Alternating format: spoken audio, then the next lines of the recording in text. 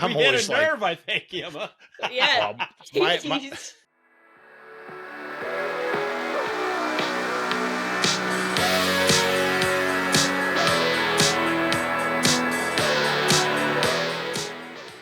welcome to Cue the Mic. I'm Darren Worth. I'm Randy Twyford. And I'm Emma Derflinger, and this is episode 47. 47. Yep. There you go. Getting closer to that magical 52. Mhm. Magical 52. I was doing the math, though, and technically, 53 is going to be our 1 year because I posted the first 2 episodes in the same week. Oh, Emma. I was thinking about that. Jesus So- Christ. What the? Well, heck? I didn't do that. I did that because Darren told me to. Oh, okay. So, it's Darren's fault. But 53. 1 year. 6 weeks. Anyway. Thanks for sharing. Like Sherry would say, thanks for sharing. Yeah. That hurt. So what's happening? What's new and exciting this week? Did you? I had Yeah. a crazy DoorDash experience. A crazy Explain. DoorDash Hey. experience. Yeah, I mean, I wouldn't say like crazy. It was just really weird, and I deleted the app again after it. But yeah, so I downloaded the app on Friday after boycotting it for a while. Because I wanted some Chinese food, and I was reading and comfortable, and so I DoorDash some Chinese from a local place here in Des Moines, and it started getting her. It took me to take like probably 30 to 40 minutes for it to get to me, and around that point, I started checking the app to see like what was going on, if the driver was there, all that good stuff. And he was, but he hadn't picked up the food, so I just kind of sat there and waited for a little bit, and then I'd check it here and there. And then after about like, I don't know, 30 or 40 minutes of him just sitting there, I finally caved, and I messaged him through the app and was like, hey, what's going on? So this is kind of weird. And I didn't get a response, and then eventually, I think I let like 10 more minutes or 15 more minutes pass, and I called him. I was like, hey, I just wanted to see like if there's any issues, you know, because I could just like cancel the order or something. And this guy answers, and he's like, I don't know where I'm supposed to go. He was sitting in this parking lot, but had no idea where he was supposed to go for almost 45 minutes at this point or something like that. And so I was like, oh, it's on the corner of this strip or whatever. And he's like, no, that's a laundromat. And I was like, the other corner of this strip. And he's like, oh yeah, there it is, right in front of him. And I was like, okay, cool. He's like, okay, I'll go get your food and I'll head out. It's like, sounds good. And then about 15 minutes after that, I just thought I'd check to see where he was, because I got the notification that my food had been picked up. And I like to stalk the drivers, I guess, just for fun. That doesn't sound very good, and- Emma. I like to stalk. Yeah, You're really not I stalking. just like makes to- me a You're little just nervous. You're Yeah, I just just- you're like, just yeah, I'm following. You're just I following just like the to app. creep on my order. Yeah, I like to creep on my order, see where it's at. And he's still in the parking lot, like 15 minutes after he told me, you know, like, I'm on my way. And I sent him a message, was like, hey, is everything good? And he never responds. And then he calls me and he's like, the address isn't working. Can you send it to me again? And me, as a person who lives alone, I was like, sure, I'll do that. I mean, he technically already had it, so it's fine. So I sent it to him in the app, and then another like 5 minutes passed, and he still hasn't moved. And then he like calls me again, and he's like, "This isn't working." And I was like, "I don't know what to tell you. I don't know what to tell you, dude. Like, it's this address. Did you get the message?" And he's like, "Yeah, I did." And I was like, "Okay, well then just follow it." And then he finally was like, "Okay, there it goes through," you know. And he leaves, and he gets to my house. He drops off the food. I hear him leave, and I wait a little bit longer. And then I finally go out, and he's, you know, parked up the street, which he was probably just waiting for his other order, but it was kind of creepy. So I go inside, lock my doors, start eating my extremely cold Chinese. It was essentially, yeah, like it'd been sitting out for an hour and a half. Why don't you throw it in the microwave? And then, because It was, I don't know. I wasn't even that hungry at that point. So I just ate like a couple pieces of chicken, the egg roll. It was so good. And the crab rangoons. And then I was like, okay, I'm going to save this for later.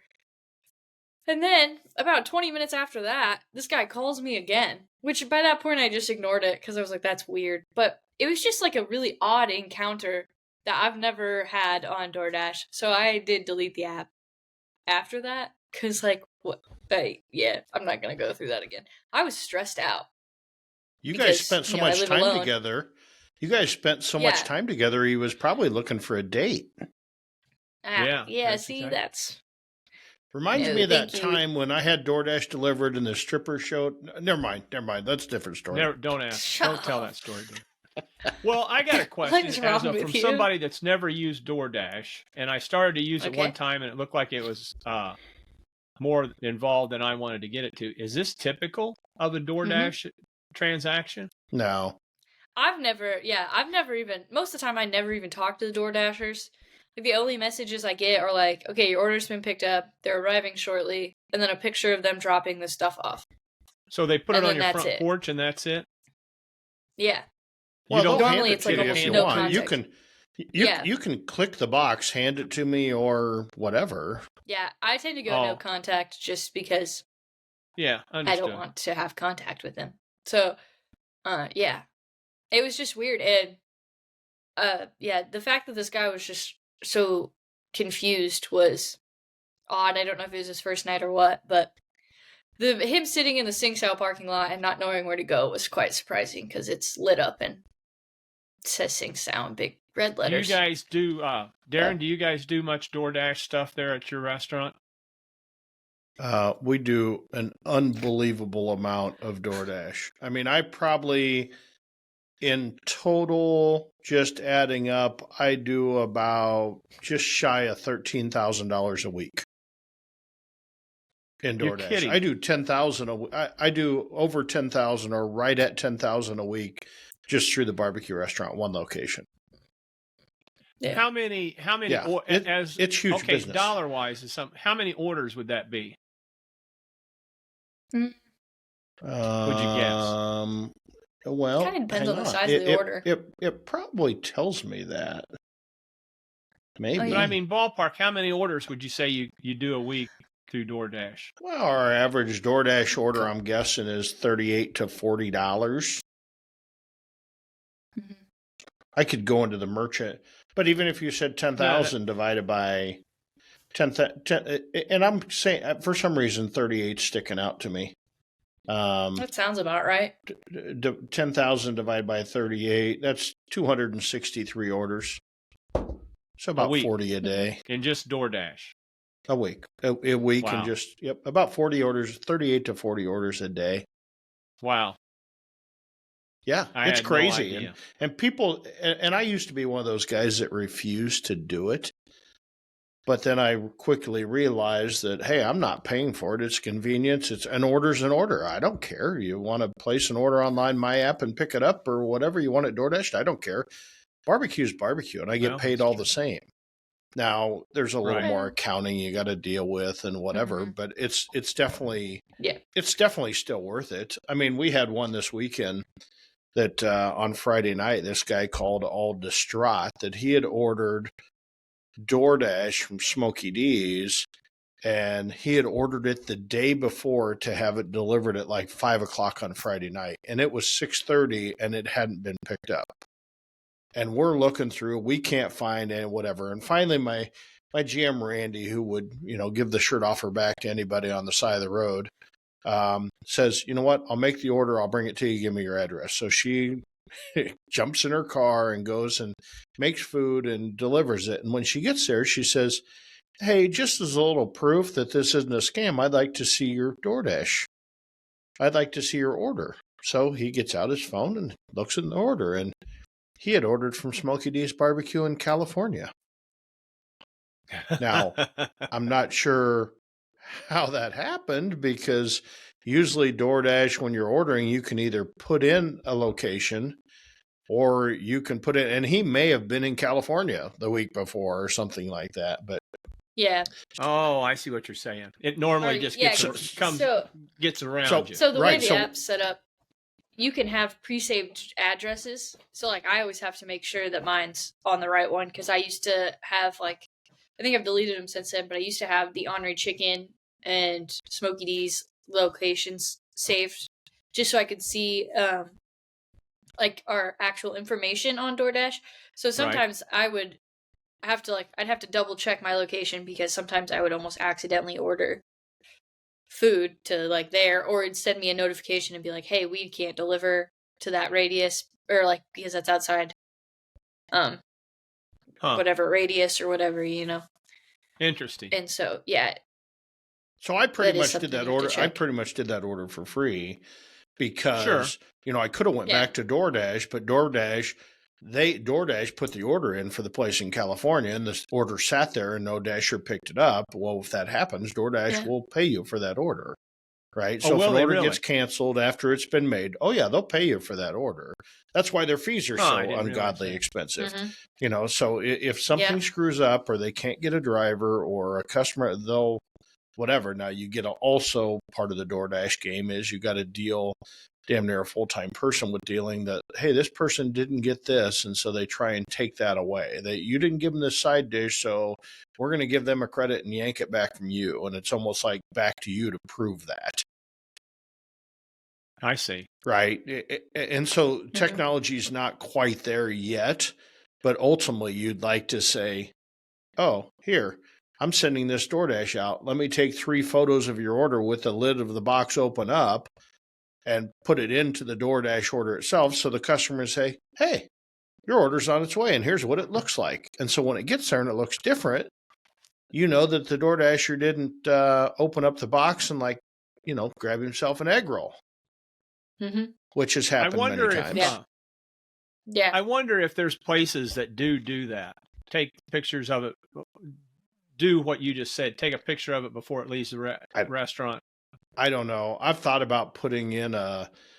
actually thought about putting in a camera above where we expedite our checkouts and have the gals or guys in carryout actually throw the ticket up in front of the camera. Just, hey, I'm getting ready to check this order. Here's the ticket. So I could tell which ticket it is and then show me every box. Because I could look from a camera standpoint. I could say, hey, is this food going out the way I want it to be? If a customer says, hey, I didn't get my brisket, you could say, quickly go back and look at that order because you can look at the cameras by time. It's something that we've never done, but I think probably in today's world, because then I could just look at the camera and say, hey, dumbasses, this brisket sandwich looks like shit going out. Clean it up on the line, right? So an extra step for them, but it's going there. The technology world is moving and moving and moving. Incredible. I've never dealt with it at all. Yeah. So anyway, so yesterday I went down to Ottumwa. That's Emma's old stomping grounds, or maybe when she was born. No, I was born in Denison. Oh, you were born in Denison. But I did live in the Ottumwa area for a long time, and then I went to college there. So. Oh yeah. So anyway, old stomping grounds. I spent some time down at the Iowa barbecue store. They had an all-star BBQ Bash that they invited pitmasters in from. They had Brad from Getting Basted and Smitty off from Loot and Booty out of Arizona, and kind of a demo day type thing. Everybody was cooking different things. I was cooking pork steaks, Randy. I got some great photos I should send you. There you go. Cooking pork. I was showing people how to cut a pork steak out of pork collars. And then I was smoking them for a while. And then I actually covered them. I was trying to move them along and then I grilled them off on a hasty back. And so and I also took a pan of handballs from the restaurant. Somebody there's always the handball war going on. So I had them make me up a pan of handballs because that was yesterday's special. So took the handballs down, threw them in the smoker. Those were a big hit. Everybody's like, wow, what's this barbecue sauce that, man, this is great. I want this for my ribs in competition. I'm like, well, it's ketchup and brown sugar. I'm trying to think of what Barbecue else is in sauce. that. I haven't looked up the handball glaze recipe, but I mean, I got 5-gallon buckets. I'll sell it to you for $12 a bottle if you want. But yeah, fun day, windy, cold. It was kind of brutal. Big crowd, but big turnout. It was a $50 a ticket deal to get in, and $50 got you kind of and it wasn't really a structured seminars and stuff, but people were just cooking a lot of stuff, right? So you had Sean, who's the $20 chef. He was cooking pork belly tacos, but then he was also doing some tacos that had steak and chorizo.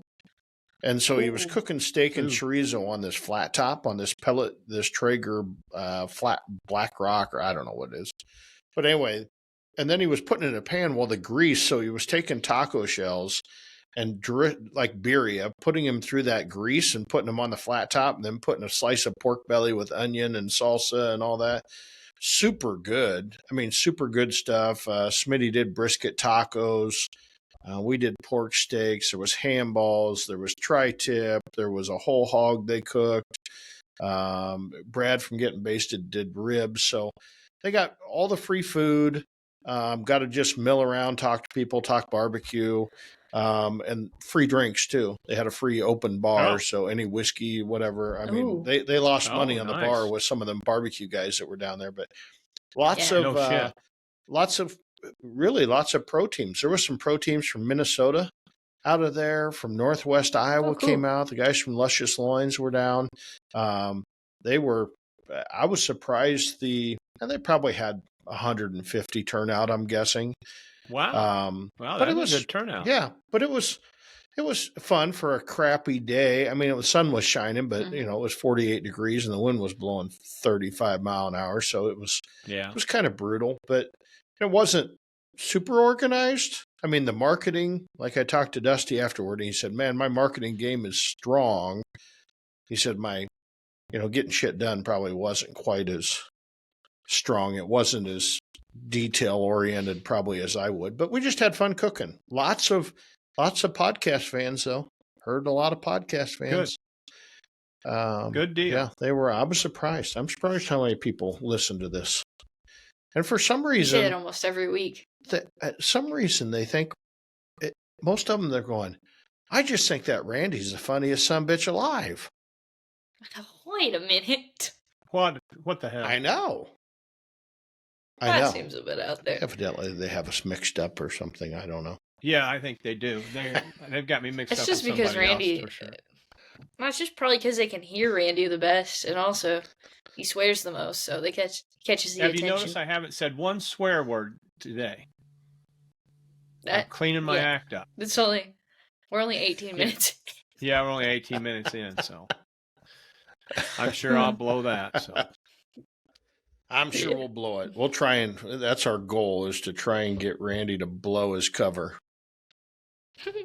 No. That won't be a problem. Anyway, kind of on that similar-ish realm, I guess. I thought this week we have had a lot of comments and messages and stuff about people that want an episode for tips and tricks for first-time barbecue competitions. And looking back, we've kind of touched base on it here and there, but we've never done like a set episode. So I thought this week would be a good one to kind of give the people what they want and have you guys give them a little more insight on, like what they should do, the do's and don'ts of the first barbecue competition. Right, and I know it's been a while for both of you, but just so everybody knows, we've spent all week studying intensely and writing down questions about competition barbecue. And if you believe that, I've got full of shit because pages. If you believe that, you haven't actually ever listened to our podcast before. Yeah, exactly. Because we're not prepared, but by God, it's okay. It's more authentic. In my defense, I sent them the content a week ago almost. It was like, okay, this is the episode. Let's get some stuff figured out. Mentally, we had it in there. Mentally, it's there. Physically, we did not execute. Yeah, that's exactly right. That's okay, because I just coming off it's getting my first couple competitions under my belt this year and kind of doing a lot of mentoring in those first two competitions. I feel like I can talk to the subject a little bit. Yeah, I feel like a good follow-up. Let's start off with this episode. One of the biggest questions that I think I've always heard, and you probably get, is how important is practicing at home? Well, coming from a guy that doesn't do it, right? Well, that's exactly right. And never really did. But I think it's important from a timing standpoint, right? Mm-hmm. I think it's from timing of when stuff needs to go on and when needs to get done. I think it's important that way. I think the more, if you put in the time and you get to the point where you can cook chicken or ribs or pork or brisket with your eyes closed, right? I think when you get to that point, because that's where you want to be, you want to be able to, cook something. I always tell people, and I've never been a practicer, right? I practiced at competitions. That was my practice because I didn't have a lot of time otherwise. So people are like, how do you practice competition? I'm like, you just try different shit. It doesn't matter. Don't take it too seriously. Right. And I understand people don't want to waste a lot of money and you enter the competition, you want to bring your best. I've just never been that way.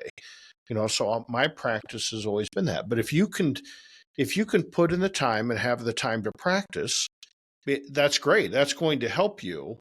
But you also have to practice when things go wrong, right? Exactly. So at home, if you're gonna practice barbecue this week, and you got the whole week open, Randy, you're probably gonna pick what the best day is, right? Right. You're gonna say, what day is it gonna be 70 and sunny out? I'm cooking barbecue. Exactly. But when you go to the competition, it's going to be raining and the wind's going to be blowing and it's going to be crappy. So your whole practice timeline, the way things work, the way things cook may be totally different, right? One thing I'd always heard was on practices, if you're going to practice at home, go to the garage, go outside, or if you're cooking out of a trailer, do the trailer. But once you start to cook, don't go back in the house to get stuff, because that makes sense. You can't. If you're at a contest, you can't get it. So that's where you start a notepad and make sure you take good notes. I forgot the pan to melt butter in, or whatever. So when you're out there in the garage or in the trailer at home, figure out what to do then, instead of going, oh hell, I'll just go in the house and get a pan out of the kitchen. No, that, as you've said from the very beginning, Darren, it's overcoming problems, and if you can just go take care of them in the house and bring them back out, what'd you learn? Right, and I'm trying to do the same thing in Florida because I cook out of a tent there, right? So I cook out of a tent and 2 toolboxes. I had a toolbox for my utensils, and I had a toolbox for my rubs and sauces. Okay. And then a cooler and a couple tables. Well, so I bought this other big toolbox that, is on wheels. So everything fits in that one toolbox. Well, I'm trying to get consolidated down to, I just grabbed this box. But so what I'm trying to do now is every time I cook, when I take something out of the toolbox, I put it over into another box. I may wash it and stuff, and I put it in this other box. And at the end of the day, now everything that I used was in that box. And I look back over at this full toolbox and go, why I got all this shit for? Right? Why do I have 15 pair of tweezers? Why do I have a butter? Why do I have a jacquard? I used to use a jacquard. I haven't used a jacquard in 10 years. Why am I carrying it around? Why do I have, why do I take a whole stack of pans when really I'm only using 3?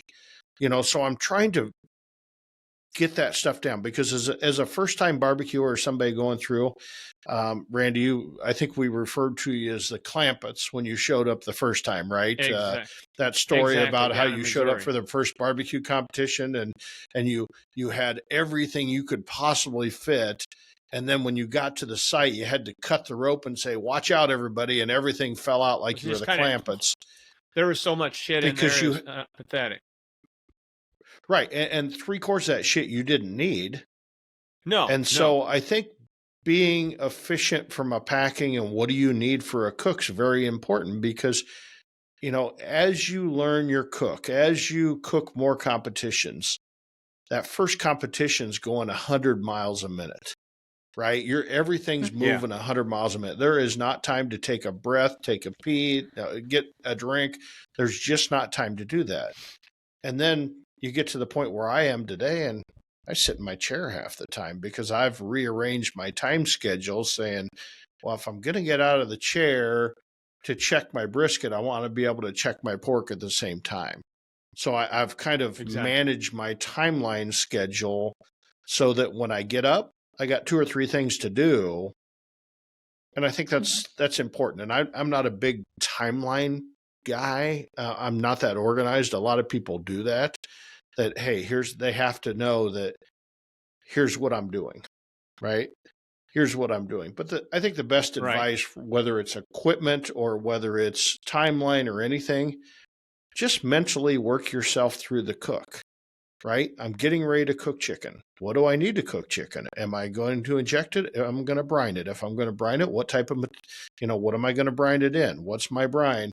And so you walk through every element of what you're cooking all the way to the foil, to the pan, to the rest, to the Cambro. You just walk mentally through that multiple times in your head and document that. And that way you're only taking what you need to. Exactly. The next question I was wondering about, how important is selection of meat? I know that's sounds like a silly question, but am I just as well off going to Walmart and getting my ribs and pork butts and briskets, or do I need to go get the high dollar stuff? What's your feelings on that? Well, strong feelings on, and I've represented pork companies and beef companies and things around, but, all limits are off when it comes to a podcast, right? And so I'm a big believer in don't look at the label, look at the meat, right? So, whether it's Smithfield or Snake River Farms or Compart, they all raise great meat and they all raise not so great meat, right? Because they're mass production facilities. Now, the reason I use Snake River Farms brisket is it's very consistent for me. I know what I've got. Is it always the most marbled brisket? No. Is sometimes it not very marbled brisket? Yes. But time over time, as I'm trying to dial it in, because you really can't dig through 10 briskets, right, to get what you want because they're $250 a piece. Right. Exactly. So you go with brands that tend to give you more consistency, like Compart Duroc pork, right? So Compart, is a very high level pork. I've had some really ugly looking, very small money muscle pork butts before from Compart, but I've also had some great stuff. Smithfield, same way. I was at Walmart the other day and I went through the rib section. I should have picked them up. I mean, they were amazing ribs. They were marbled and whatever. Now, half of them are crap, but there was 2 in there that were amazing. That I should have picked out. Good. Really good. So it's a matter of selection of your meat is more about the meat than it is about the label. And people get tied up on the label, and famous influencers get out there and just because this person uses Smithfield and hey, I was promoting him for years, not promoting him anymore, but I was promoting him for years. And, it's one of those things that I used to go to the plant and pick my meat off the line, but that plant moves so fast. I get back and 75% of my meat wasn't very good because the lighting's not very good in the plant. It's moving so fast that you're just picking stuff. So it's tough. It's tough. But, so that's why when it comes to ribs, I don't think there's anything wrong with going to a Walmart and picking a name brand. But I think what's more important is whatever you're going to cook, just cook it. Now, be picky about the stuff, because I'm telling you, a prairie fish rib cooks a lot different than a compart rib, cooks a lot different than a Smithfield rib. So don't practice with a Smithfield and save the high dollar Duroc rib for competition, because they're not going to act the same. So if you're going to practice with what you're taking to the show. Exactly. Let me ask you this. We're talking KCBS contests and stuff, and talking about ribs. Which is the way to go, spares or baby backs? Well, you definitely got to do spares or St. Louis style. Why is that? It's just baby backs. They have a lot more fat content. So think about your judging. You're going to hold your ribs, okay?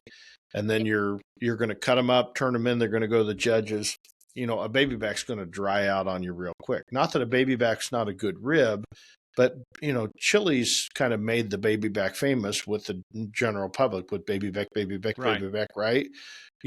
Right. But if you're going to want flavor out of a rib, to me, a spare rib has 10 times the flavor that a loin back rib has. And it's just going to have lasting power. Now, can you win a contest with baby back ribs? Probably. But you're not going to win every contest. It's just going to be too much outside the norm. Well, and then you switch over to MBN or Memphis, like Memphis and May and stuff. You pretty well have to cook baby backs. It's kind of the same deal. You have to cook baby those guys backs. cook baby backs instead of spares. Right. So it's just know you kind of got to know where you are. You have to know, for instance, as far as meat. So let's talk about that. So, and you'll probably listen to this. So Nico was with Prairie Boys Barbecue, and they were next to me down in Florida last week or a couple weeks ago. Anyway, and Nico was cooking brisket, and they cooked a Snake River Farms brisket, but then they also cooked a bunch of prime briskets. And he was cooking this brisket, and it came to turn, and so he cooked.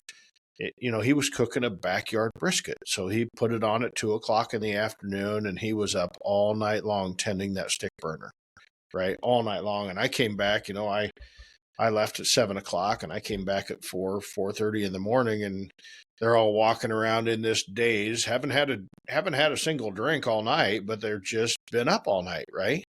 Sure. And I was talking about, focus. You're tired. Yeah, I'm tired. Well, how focused are you going to become turn-in time? But so we get to turn-in time, fast forward, and these briskets are coming off, and he's slicing up this brisket, and he's got a traditional Texas-style brisket. Okay, so it's got about a half-inch fat, quarter to a half-inch fat on top, got this beautiful pepper bark.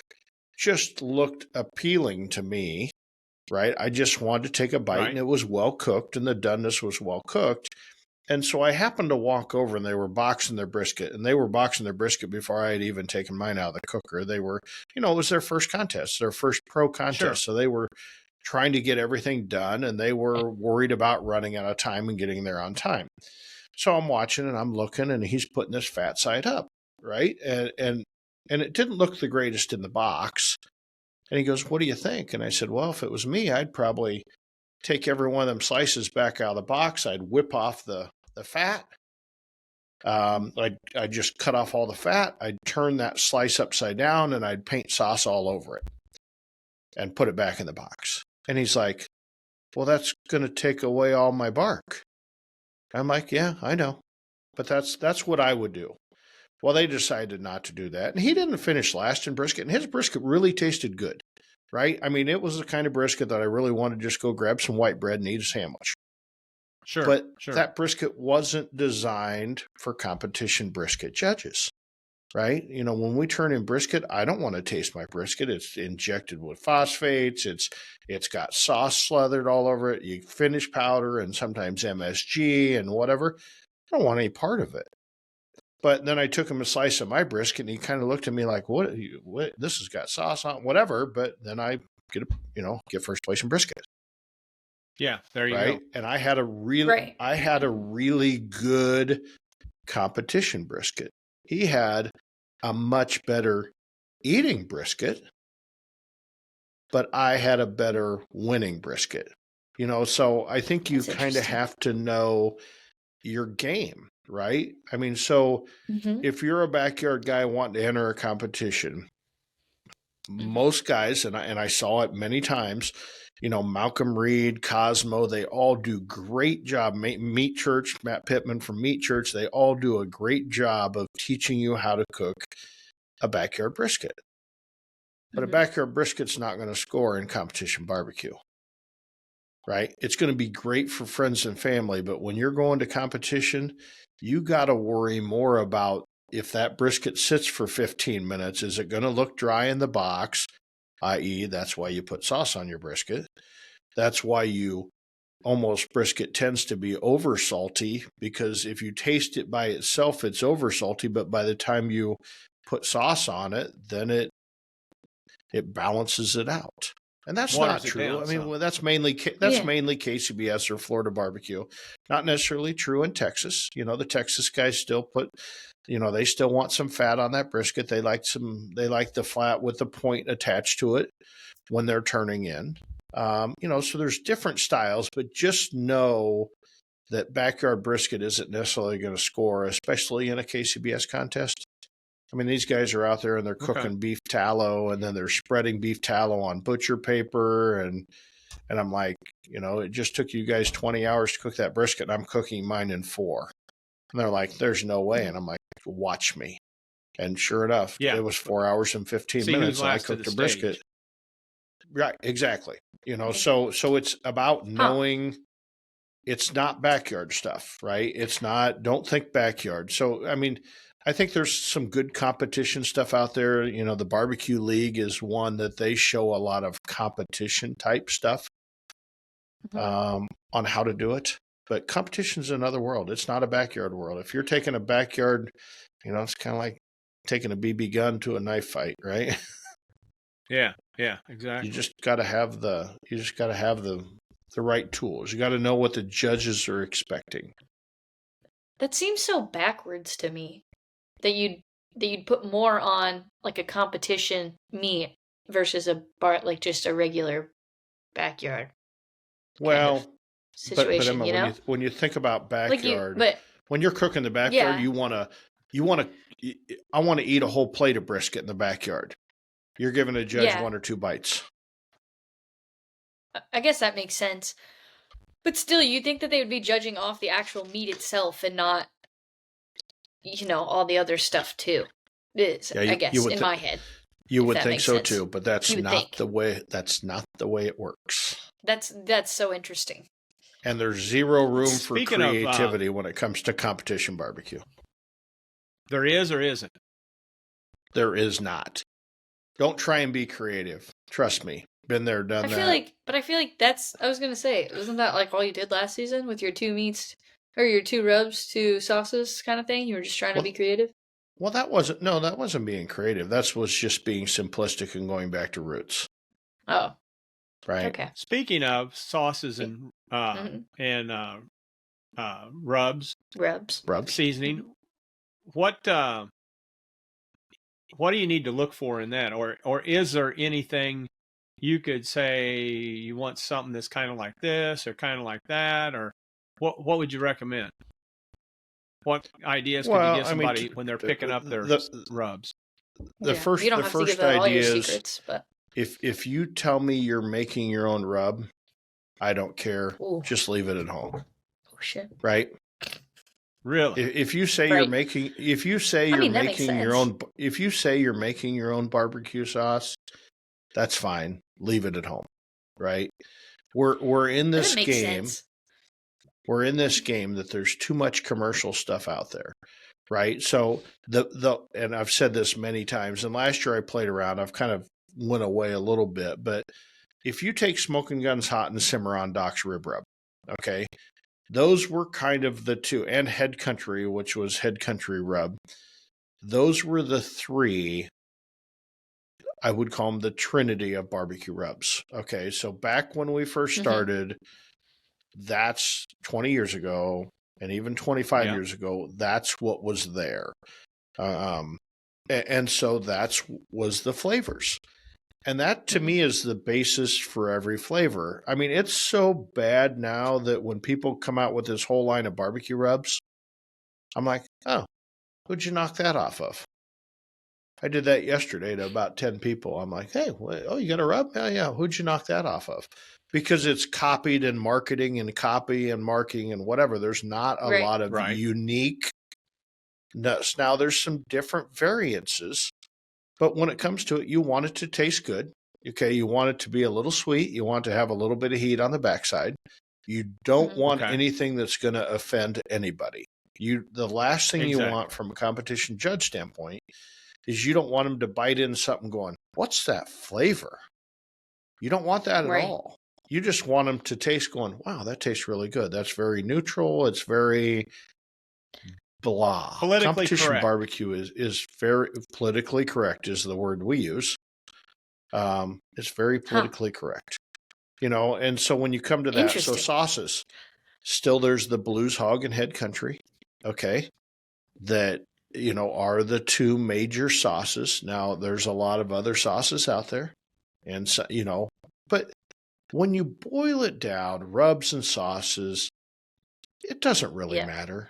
It really doesn't matter. As long as you're picking something that I've changed sauces and rubs more than I've changed my underwear, I think. But it don't.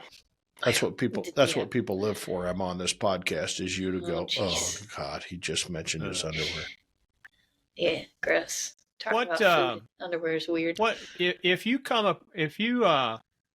I always like your saying about Blues Hog. If somebody says, no, I'm not using Blues Hog. I don't use Blues Hog.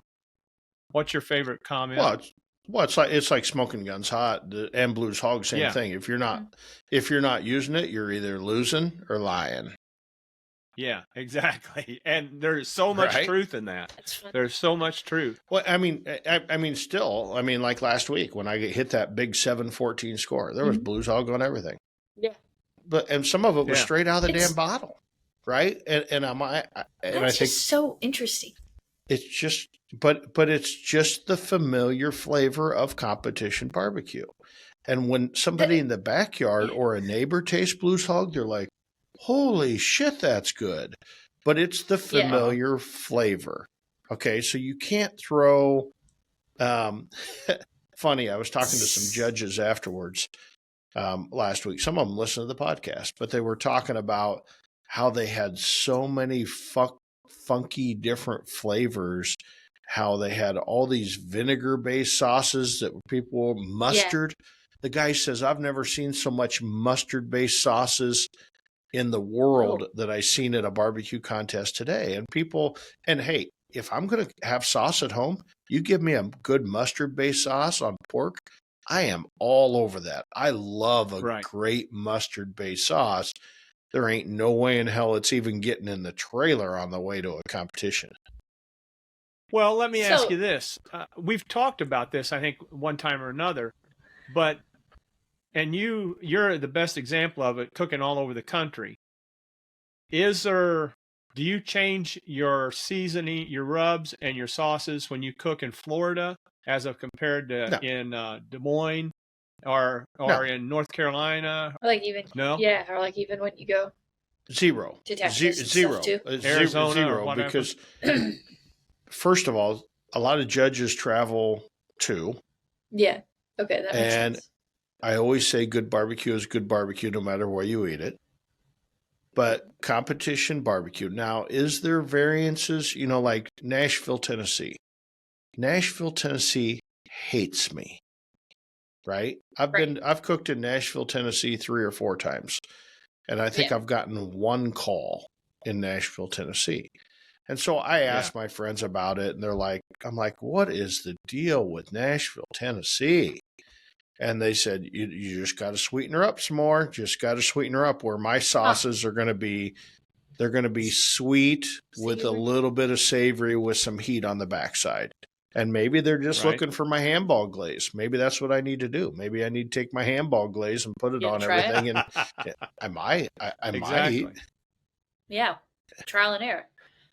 Right.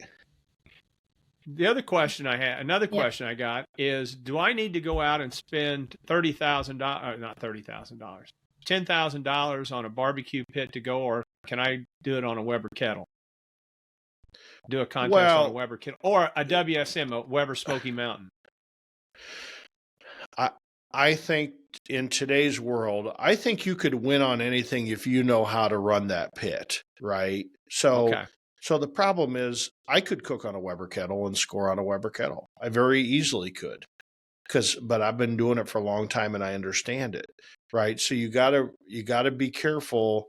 You don't want a lot of smoke, right? So don't be having blood chugging smoke. So some pits make it easier, like the Gateway Drum. Easiest cooker in the world I think I've ever been on, and the least really messy. I mean, if you go to clean it, you still got to put cleaner in there and you still got to spray it out. But like a WSM or a backwoods like you used to cook on, they're fine, except for WSMs don't like the wind, right? And you got this water pan full of grease that when you get done, what do you do with it? Things like that. So, if I was picking out and going on a budget, I'd probably either be pellet cooker or I'd be a Gateway Drum right now. I wouldn't try and use a backyard offset. Now, you could probably get by with a Jambo offset or an Outlaw website. Well, it's just people don't know how to, there's a lot of maintenance to maintaining those fires. Like when I first started barbecue, I started on a little Brinkman. Now, the Brinkman had 1/4-inch steel, so it was a very well-built Brinkman. But I had to tend that fire every 15 minutes. Well, if you're having to tend that fire every 15 minutes, that's a lot, right?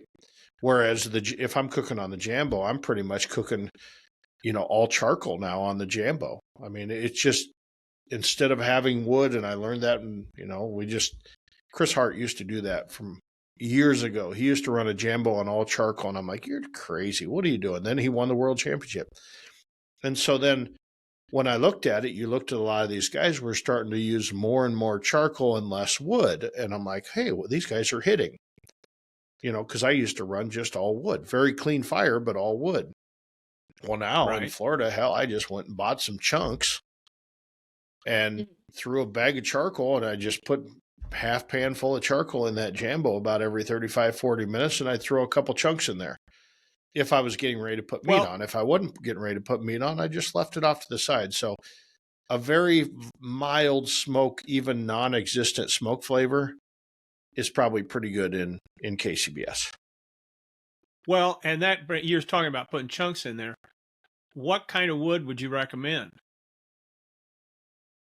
Well, I'm a big, it depends what I can get. Like when I was in Florida, I knew I wanted a little better smoke ring on my brisket. So I brought some cherry chunks, even though you don't want to run a lot of cherry because it'll make stuff dark. And then I wanted pecan. I couldn't find it. They had hickory. So I'm like, oh, that's fine, hickory. I'm not going to put much wood in there anyway. I mean, I probably only put 10 chunks of wood, 10 little 2x2 chunks of wood my entire cook on a big, huge pit. So very little wood. And then I found some pecan. I just used them intermixably.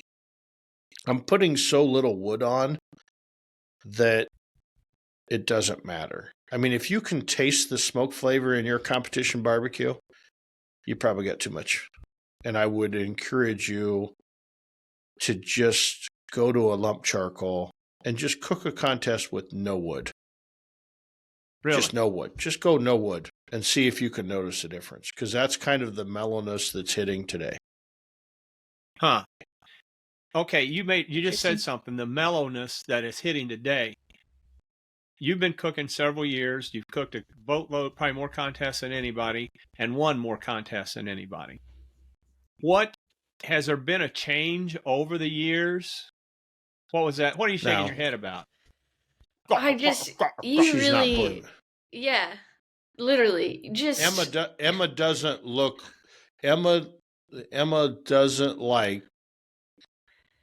It's not that I don't like. I just feel like Randy does such a good job of filling your head, and sometimes I fear that it's already big enough, and it's like, dude, you can't boost his ego that much. Well, here's the thing. In defense of Darren, my goal in life is to keep Darren humble. But facts are We gotta keep facts, him Emma. down. Facts are Yeah, facts. but we gotta you're keep you exactly grounded. right. We You can't. can't dispute the facts. That's exactly Yeah, right. but So we don't back have to to my like bring question. him up every single episode. Brandy, so you What are were we asking talking a about? question before Barbecue? Emma Yeah. Yeah. Emma rudely interrupted you. Yeah. Speaking of, if I'm not Oh, interrupted, jeez. over the years, have you seen the flavor profiles and all that change and float back and forth? And have you followed that? Well, first of all, I hate those are the two words that I hate in barbecue: I know. flavor and profile. I hate it. I know. It's Why do like you hate nails on a chalkboard. Yeah, why? Well, it's just stupid. It's a made up term, right? It's flavor profile. What the fuck? Put some. Oh my god. When people say that, God, I'm like, we I'm hit always a like, nerve, I think, Emma. Yeah. my Jeez. answer, Oh, now I know my answer to that is my lifelong answer that I've been saying for 15 years. Give me salt, pepper, and ketchup, and I'll beat your ass in tenderness every time. Right? Okay. It doesn't matter. Quit focusing on putting 15 different rubs on top of 15 different rubs when they all taste the same. Right? It doesn't matter. That's why I went back to the experiment with Smoking Guns Hot and Cimarron Docks last year and said, hey, I'm just going to cook contest. And I did fine. Now, this year, of course, I go to the contest and I forget half my rubs. So I put on my brisket, I put Kinder salt, pepper, garlic on it. Only rub I could find from the neighbors. And got a first place in brisket. I forgot. I had Cimarron Docks on my ribs. I normally put Smoking Guns Hot and Cimarron Docks. And for some reason, I was going through my rubs in Florida at the house, and I took the bottle. I'm like, oh, I don't use this, and I put the bottle of Cimarron Docks out. Well, I didn't have any, so I had to go to Ace Hardware. I'm like, oh, well, okay, they got sweet and savory. I've always heard that's called Cimarron Docks. So I put sweet and savory on my ribs, and I get first place in ribs. So you think that would contradict what you just said? For people, what brand is a sweet and savory? Well, what brand is a sweet? It's Blues Hog? Okay. It's Blues Hog. Yeah. Okay. Oh, Timmy, we may have had that conversation before. Tim Shear that owns Blues Hog, it used to be Bill Arnold had it, but Tim, on this whole flavor, Tim has the best flavor palette. He has the best palette for barbecue rubs in the world. And he has an amazing palette. He's trained his palate. I have terrible palates. I don't know what shit tastes like. I just put it on there. So I just go by, hey, this looks good. Yeah. I mean, I'm not good at this. And half the time you don't sample it. No, Christ. I mean, I like the chicken. I've been after that, I had to take a bite of rib. Oh, I took a bite of a rib, had to spit it out, and there is no way in hell I'm putting brisket in my mouth. Not a chance. I've been in the trailer cooking with you, and I can vouch. You don't try what you're cooking. No, I make the neighbors go try it. Yeah. Except for chicken. There's I'll eat the shit out of my chicken, your chicken. Well, I feel like. Here's the deal, Emma. Mm-hmm. Let's say you're turning in a brisket, right? And you have somebody taste the brisket. Okay. I've only got one brisket, so it's going in anyway. Right? I guess that's fair. The only thing I'm looking for when I go to somebody else is I'm looking for something going, wow, that's way salty. And if it's way salty, what am I going to do? I'm going to put more sauce on it to thing. Or if they go back and say, that's spicy, I'm going to put more sauce on it. Or if they go, it's really not much salt, or I'm not much flavor. If they say not much flavor, then I'm going to put salt on it, right? So they're helping me adjust by just their initial reaction, right? They're not telling me, I don't care. But what if? I don't care if you say this tastes like shit. I don't care, right? And people in the backyard can think that this is great, and the neighbors, oh, this is a great thing in the world. That it doesn't mean you're going to win a barbecue contest. I guess that makes some sense. Interesting. Mm-hmm. So to sum it up, what I'm hearing from you and I've heard for years, so I'm really loading the question and throwing it back to you. The simpler you can make it, the better off you are.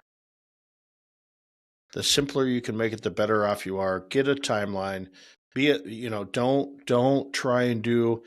I mean, these guys, like they were melting down beef tallow and cooling it off and spreading it on butcher paper. I'm like, well, it seems like it's just easier to throw it in foil. But, one of the things I found with a lot of cooks that are just starting is they really don't inject a lot of meat. Okay. And from a competition standpoint, even though I hate it, in order to get that meat to stand out in flavor and stand out in not getting dry when it's in the judging box, waiting to get judged on the table, you pretty much got to brine. Most people brine and inject their chicken. Most people inject their ribs. Nobody ever did that before. People inject the crap out of their pork and brisket. Get some good quality injections with some phosphates in them. Even though you may not like the way they taste, it doesn't matter. It's not up to you. I'm just telling you what wins is you ought to be enhancing all four of your meats. If you're not, then start doing it because you're not going to have very much chance of winning. Now, could I turn in a rack of ribs that hasn't been injected? Yep, done it many times and won. But to be consistent and get the juiciness that I want and the flavor that I don't taste, it's a matter of using injections. And there's all kinds of them out there. There's, whether it's, chicken fry, everybody's got a new thing of everything. And most of them are just a copy of something that was made 10 years ago. Hey, let me ask you this. When you turn in meat, how hot is the meat when you put it in the box and it goes out the door of the trailer? Do you have it like scalding hot because it's going to set for a while and you want hot meat? Or do you just, whatever the temperature is, it goes out? Well, I used to go to great lengths. So we have we have pizza stones in the trailer. And so I put pizza stones inside my barbecue wrapped in foil for about 2 or 3 hours. And those stones get really hot. If the pit's at 275 degrees, the pizza stones are 275. And so before we do a category, we throw out these pizza stones and we put a paper cutting board on top of the pizza stone. And when we're cutting the meat, that heat's coming up and radiate and keep it hot because you can't use anything electric, And so anytime I'm applying a sauce, anytime I'm applying an au jus, which is another thing we didn't talk about, about when I saw people in the backyard, you tend not to use much flavors when it comes to, your ribs or your pork or your brisket, whatever. You tend to just wrap it in butcher paper. But everybody and their brother that's winning on the competition circuit, they're putting things like, brisket, they're putting beef broth and mops and stuff like that in there, both from a flavor standpoint.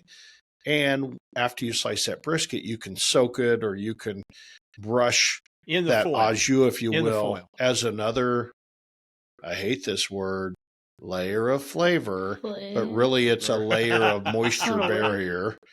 To me, it's not flavor, it's moisture barrier. But you can put that in there. So, that's why people use foil and not butcher paper, because you need to be able to hold that. Or putting it in a pan and putting some au jus in there. And so I'd be very careful to keep that au jus super hot. So even though my brisket's starting to cool down, I'm then hitting it before it goes in the box. I'm hitting it with some very scalding hot au jus and very hot sauce before I put it in the box to heat that back up. So I think warm barbecue tastes better, but still, is it warm by the time it gets to the judges? Probably not. Most of the time, they're probably eating pretty cold ass, because dumbasses like us put parsley and put it in the cooler and you pull it out, and now all of a sudden you got a cold box and you're putting hot meat in it. What do you think happens to the meat? Well, I've had some when we were cooking, I had some judges tell me that they always said, don't send it in scalding hot, because they would get stuff. A box would come in and they'd try to take a bite of it, and it was so hot they couldn't get a good flavor of it, get a good taste of it. Yeah. So what you're saying is have it, kind of middle of the road, warm, So that way Yeah. the judge Yeah. can take and get a good taste of it and see if they like it or Yeah. whatever. So I feel Instead like of just cold, being you so wouldn't damn have hot, good you can't flavor. deal it. So Well, right, and which reminds me of sending in the last element of that is finishing powders. Okay, so finishing powders back when I first started and when you and I first started, Randy, nobody used finishing powders, right? no. Today, finishing powders are a huge part of the game, right? So Really? so people are grinding up spices. Personally, I like salt. I like to just grind up salt because salt adds flavor. Right now, I might mix a That's little exactly barbecue right. rub in there with it, some pepper and whatever. But every piece of chicken gets a ground little bit of powder on it. Every slice of brisket gets some powder on it. Every rib gets some powder on it. You're trying to get that last minute flavor. So you can take a piece of you can take a piece of rib that virtually wasn't injected, wasn't anything, and you can add flavor to it in the last 10 seconds. And that's probably more important today than how you're cooking that rib. Really? It's a tenderness game, it's a flavor game. Remember, who cares what it looks like? And that's another thing that people, they get so focused on appearance. And I know people eat with their eyes, but in KCBS, appearance is worth a half a point. Taste is worth 5 times that amount. Right? So you got to taste exactly good. right. And tenderness is 1.5. So when I got chicken last week, I had put 8 legs. I was cooking legs. I had put 8 legs in the box. I'm like, wow, I'm not sure this lid's going to close. But it closed. I'm like, oh, it's great.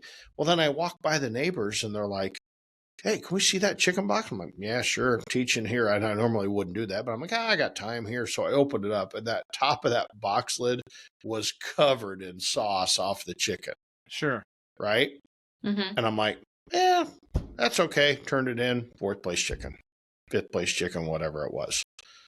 But that chicken tastes really good. So I think there's something to be said for, don't really worry. I mean, you want to look appetizing, don't get me wrong, but don't worry about if every parsley stem is the same exact color and every little piece of, people get so anal about the way the box looks and it looks like a portrait. Sure. I'm not. Get some shit, put some good meat in there and go score with it. What about turn-in times? They say that, you got a 10-minute window, right? 15. Yeah. I can't remember. 10 minute. You don't want to fuck 5 minutes before, 5 minutes after. Yep. You don't want to fuck with that, do you? Well, you fuck with it, you're going to get disqualified. Now, I know there's a lot of people that tend to say, hey, I want to be early on chicken or late on this or whatever. I don't pay much attention to that anymore. Really? I just get it in. Now, if I'm cooking by myself, so like in Florida, I've been cooking by myself. So when I'm cooking by myself in Florida, I try and be on the early side on chicken because I know if I've got a long jaunt that I'm going to get a little farther behind. And by the time I get to brisket, I don't want to run. Right. And so I try and get that head start because when you're doing things by yourself and trying to get everything cleaned up from one category and get the next category in, it gets a little busy. I know there's a lot of people that wait until the very last minute to turn in their brisket. I'm not one of those guys. But then another thing I think is when people walk up, they'll see other people go, oh, I'm not turning in with them. They're a really good team. And I'll be the first to go. If I've got somebody that's really hot on the circuit, I'm going as close to them as I can because they're at that point, they're hitting lucky tables, right? They're cooking good, but they're hitting lucky tables. And I want to be on that same lucky table as them because I can pass up going with Brad from getting basted. I can pass up, going to his pork table. But he's hitting pork, so he's hitting good. He's cooking good, and he's not cooking pork with his shit anymore. Sorry, Brad, but the same thing. He's cooking good, and he's hitting good tables. So you want to go to the table with the good team. You don't want to go to the table. Explain that a little bit. That might be a bad table. Yeah. Explain that whole lucky table stuff to us. Do you? Yeah. Do you get tables based off when you turn it in, or Well, so is it like it's random? it's kind of a luck of the draw. And this could be a whole podcast amongst itself, right? So today, Okay. what happens is there's a judge for every team that's there. So, and there's 6 judges to a table. While when you turn in, your stuff randomly goes to a table. So they turn in a tray, they renumber the boxes so they don't know who it is. They shuffle the boxes up. A table captain comes up and gets your stuff. Now, once that table captain's had your number, let's say he has my number in chicken and my number is 21. He's got a little sheet that he's going to knock off 21. So when he goes to get ribs, if he sees 21, he's not picking 21 because his table already has had an entry from that cook. And so you want the cook's entry to be on different tables. So, you're just, it's random luck of the draw. But what makes a lucky table? So it doesn't really matter. It really doesn't matter. Yeah, what Randy said. What makes a lucky table? What makes what? So what makes a lucky table? You just end up hitting some judges that are high scoring judges. Everything? There's high scoring judges and there's low scoring judges. And that's the problem why this could be an hour-long podcast, because the problem with KCBS judging is there's old judges that score relatively high. There's new judges that score low. They're all saying the same thing. They were just trained. They changed the scoring system 3 times. I think you've touched base on this before. And there's really no there's a little bit of retraining there, but not really confident that gets done. I think you can't teach an old dog new tricks. And so we used to start with a 9 and they would judge down. And then they started with a 7 and went up or down. And then now we throw a dart and say, here, I'm going to give a word description for it. Well, so the guy that gives you an 8 and the guy gives you a 9 are saying the same exact thing. Right? They're saying, man, that's really great barbecue, right? So an 8 and a 9, depending on when the judge was trained, could be saying the exact same thing. Right? Well, that's the problem, because contests are won by the difference between a 9 and an 8. And so not all judges are on the same. They're still all using 7, 8s, and 9s, but they're using them in different ways the way they were trained. And to me, that's the only way you fix that, is you blow that system away and you get everybody on a brand new system that doesn't involve a 7, 8, or 9. So that's the trials and tribulations of barbecue. My advice to everybody is go cook, have fun, enjoy the experience, and once in a while you're going to score. And if you're not scoring, quit acting like a backyard cook and cook like you need, cook meat for the judges, not for you. I don't care what your mom thinks. I don't care what your dad thinks. I don't care what your neighbor thinks. It's always going to be the best barbecue in the world because it's free. And everybody loves free barbecue, right? Everybody loves free barbecue. That makes sense. Anyway. Well, that's about all the questions I have. I think we've covered a lot of different aspects of it. Randy, you impressed me. You went right through. And honestly, considering you came up with most of those 10 minutes before we started, I'm impressed. Yeah, it took me longer to get my microphone working settings than it did to you to come up with them questions. So good job out of you, Randy. We looked there's structured. My notes. I'm proud of you. I'm proud. You got your notes? All right. But it was mainly just mainly just what? Mainly it was just kind of like walking through the contest.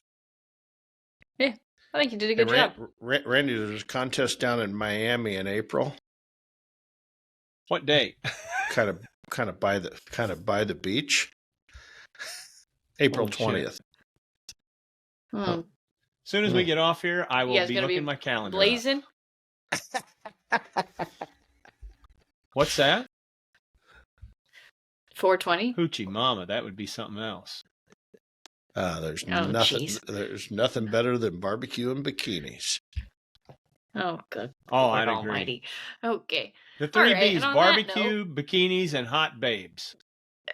Hey, we just on a side Right. note, Through we got a big nature. thing coming up next weekend. Next Saturday, What are you? we're doing the What are you Springfield, doing? Illinois St. Patrick's Day Parade. Had a guy Mm. that's Nice. got a bar and a restaurant down in that area and very involved in it. I get my hair cut there too. Which, matter of fact, I look Yeah, really it fucking looks hot like there. it. Hey, And, hey, do you it looks like you got your corned beef in the brine? Not yet. Not yet. We're not even doing corned beef. Oh, come on, Randy! It's St. Patrick's Day. How do you not It's do St. corned Patrick's beef? Day. Yeah, come on, man. All right. You Well, better I'll go- give it some more thought. you better we'll go- have you better go conversation buy off the some- broadcast. Do that side. Yeah. All Here we right. got, I got Well, another if you're 20 gonna be minutes in of the air- coaching. I got 20 Oh, minutes Well, of anyway, coaching. the guy said, You We're got not time going to while you have upload. corned well, beef. and then here's the hell of it is I saw somebody post out on Facebook. They wanted to know if there's anybody going to have Reuben sandwiches at the St. Patrick's Day parade. And I'm like, No, Fun. you're going to have Opportunity. you're going to have Reuben egg rolls. oh. And I know I've done those You guys before. got time to discuss. Okay. Well, anyway, Okay. they said, I you're asked gonna the be guy, in I the said, area. how many people have you heard, are you guesstimating? And it's supposed to be a nice weekend here in Springfield. They're expecting 26,000 people. That's a lot. That's And there's a lot only of going to people. be, the restaurants in downtown are selling food. And then there's 4 food trucks. And I'm the only, well, there may be another one selling protein. The other one's selling mango stuff. So Well, if you guys are in the be one of Springfield those area, deals. go We're hit going to up load the Randy's shit food up truck out of next week. things. Load the shit up. Saturday. Get them drunks fed. That's exactly Okay. right. All right. Well, do you guys have anything else? No, I I think just we're had to done. throw that last bit in there. We'll follow up on Okay. it next Sunday. Okay, If sounds we good. get our asses handed to us, or and we're going to stand tall. We're going to be good. Grinding All your right. beer. Okay. Well, follow us on social media at Cue the Mic Pod on Facebook, Instagram, X, and TikTok. Oh, and Threads. We're on there too. And then subscribe to us on YouTube if you haven't already at Cue the Mic Podcast. We have these fun videos. You can watch me react to some of the absurd things they say. Yeah, like us, leave comments, do all the things. And that was really it. It's episode And 47. Randy, And Boom! Out of here. We're Boop. done. boom. We're out of all here. right, we'll see you guys next week. Adios.